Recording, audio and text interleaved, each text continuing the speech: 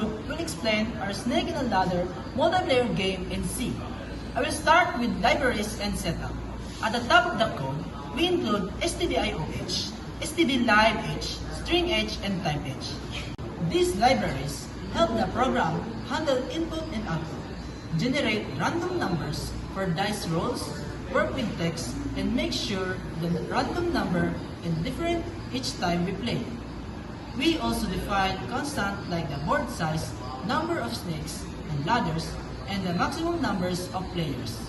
Arrays are used to store and position of snakes, ladders, and players, as well as the colors of each player. This helps organize the game and make it easy to change rules later. Next, I will explain the global variables in the setup game function.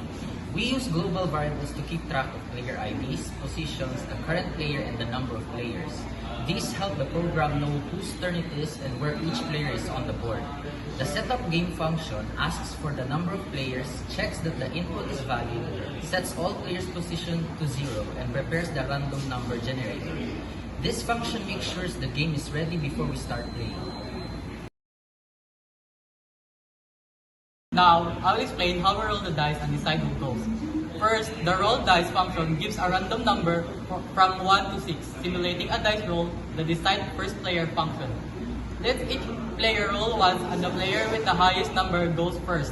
This makes the game fair for everyone. I'll explain the snake or ladder function and breakboard. The snake or ladder function checks if a player lands on the snake or ladder. If they land on the snake, they slide down. If they land on the ladder, they climb up. This follows the main rules of the game. The pre-board function shows the current board and where each player is. We also use colors so players are easy to identify.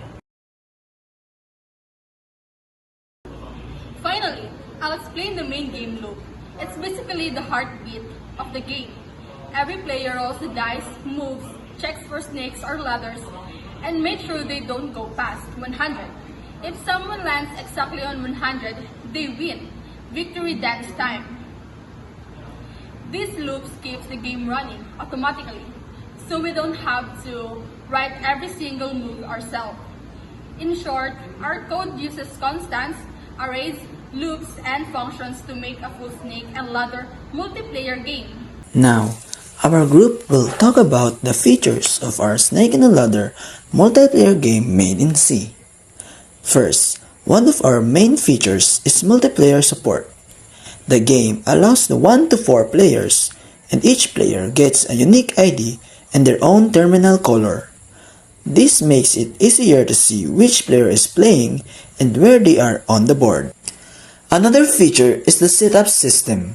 Before the game starts, the user enters how many players will play, and the program checks the input to make sure it's valid. This helps prevent errors and makes the game easy to start. Next, our program has a working dice system, where every roll gives a random number from 1 to 6. We use srand time null so the dice results are different every time the game runs. We also added a feature that decides who plays first. At the start, each player rolls the dice once. The player with the highest roll goes first. This makes the game fair and adds excitement before the actual game begins. Another important feature is the snake and ladder logic. When a player lands on snake head, the program automatically sends them down to the snake's tail, and when they land at the bottom of the ladder, they climb up to the top.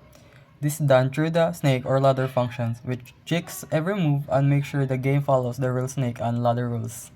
Our program prints a 10 by 10 board showing all 100 squares. It uses a zigzag layout, which is the real style of a snake and ladder board. The board also shows the position of every player, and their IDs are shown in their own colors. After every turn, the board updates so players can easily see where everyone is. This makes the game more visual and easier to understand. Finally, the main game loop controls everything.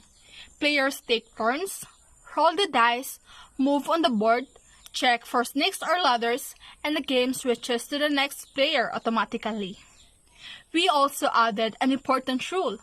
A player must land exactly on 100 to win. If the dice roll goes over 100, the move is cancelled and the player stays in place. Once the player reaches 100, the program shows a winner message, and the game ends. In short, our project includes many features like multiplayer support, random dice, automatic turn switching, snake and ladder movement, a full board display, and a proper win condition, making our snake and ladder game fun, complete, and interactive from start to finish.